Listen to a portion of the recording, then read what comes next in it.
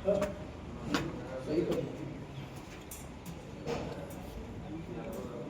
दोन्ही होतात ना. दाखल करून द्या आणि आमची प्रधानपत्रक आपण पाठवून देतो. या प्रकरणात सर एक गोष्ट अशी वाटते की बाबा जसं लोकशाही म्हणजे संपुष्टात आल्यासारखं वाटतं. गाव विकासासाठी धडपडत असणारा प्रत्येक सरकार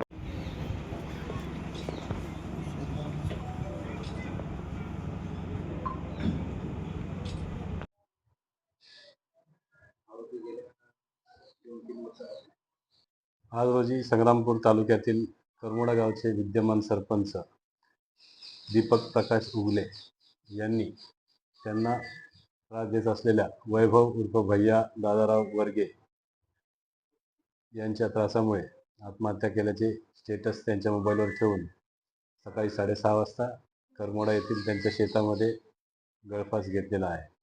सदरबाबतची घटना त्यांचे भाऊ श्रीकृष्ण प्रकाश उगले यांनी पोलीस स्टेशनला येऊन कळवल्यावरून पोलीस स्टेशन तामगाव या ठिकाणी अपराध क्रमांक 270/2026 कलम 108 BNS प्रमाणे दाखल करण्यात आलेला आहे.